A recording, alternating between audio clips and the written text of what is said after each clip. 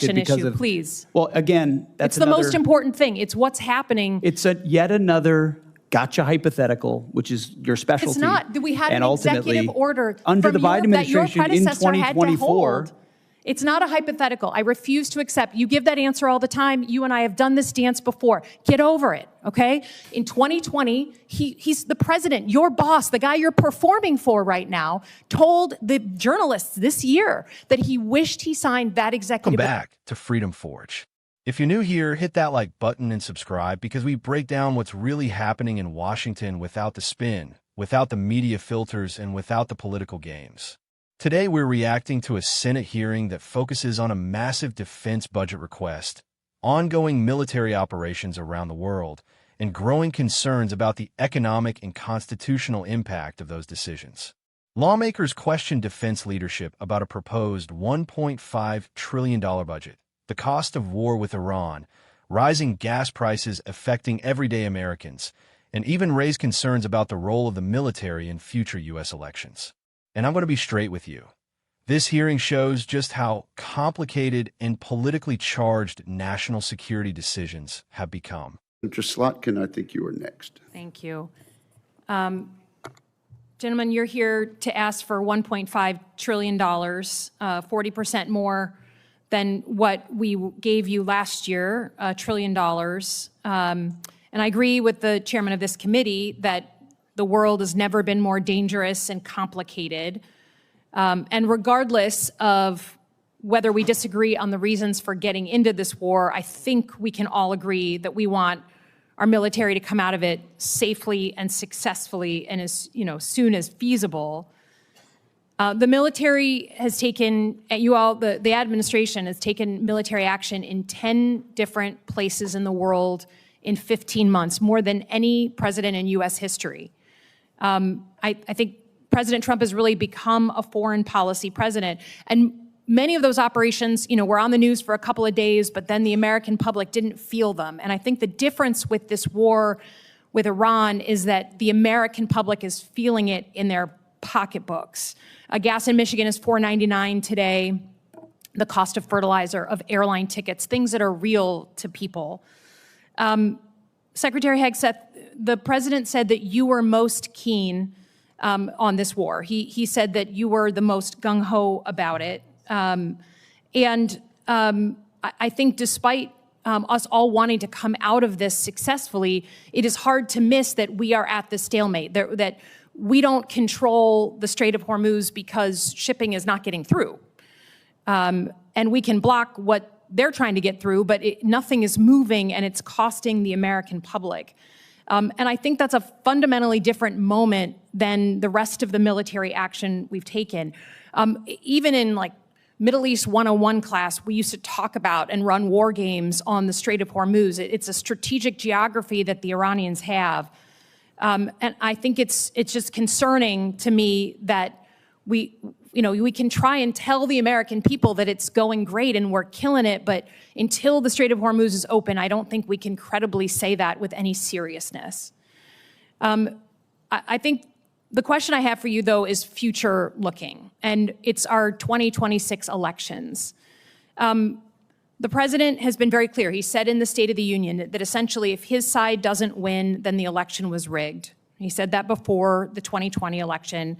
He's asked for voter rolls for 29 different states. He just asked for Detroit's votes or ballots.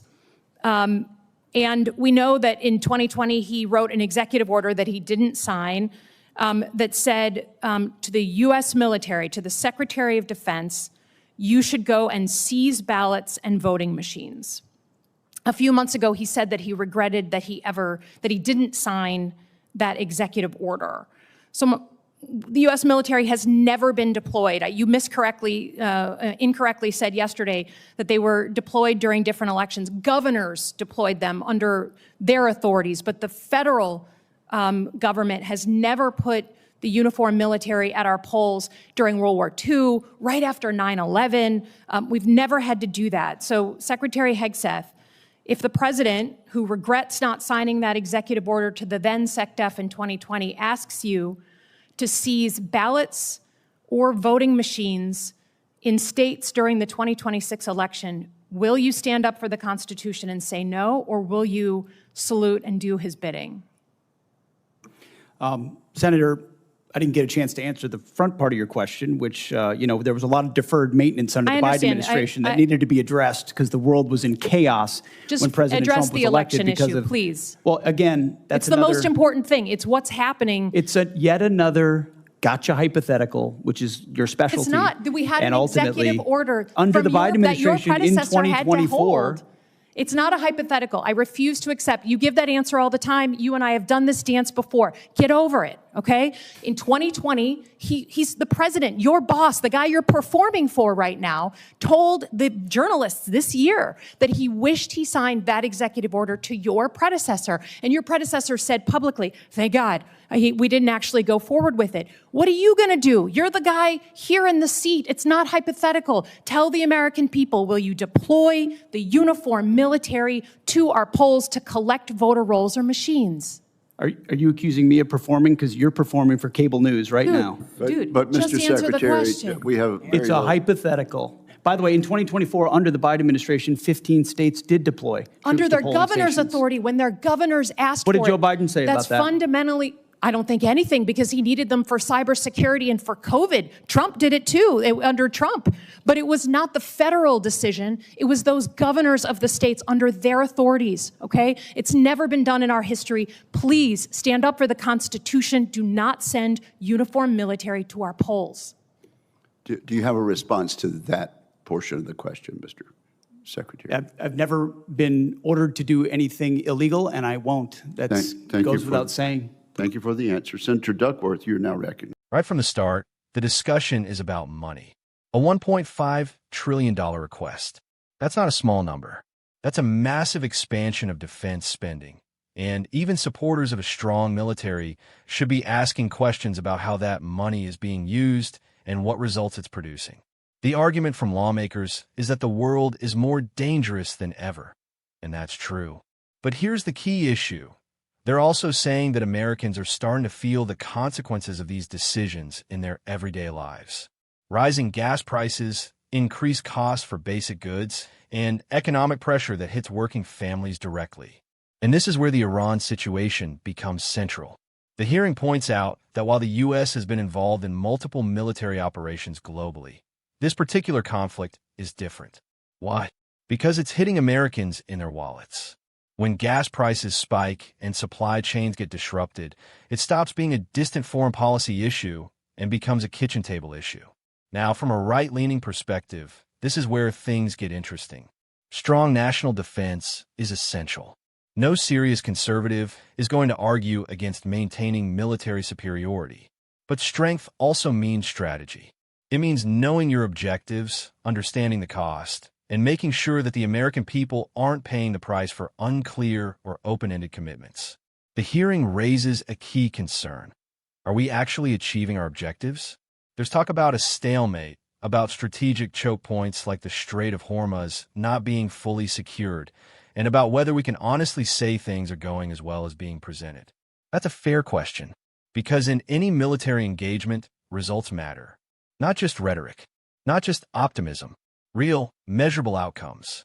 But then the hearing shifts into something even more serious, something that goes beyond foreign policy and into the core of the Constitution. There's a question about whether the military could ever be used in a domestic election scenario. Now, let's be clear. This is one of those lines in American democracy that should never be crossed. The military is not a political tool. It is not there to manage elections or influence the democratic process. The question being asked is whether defense leadership would refuse an order that goes against the Constitution. And the response we hear is that no illegal order would be followed. That's important. That's the right answer.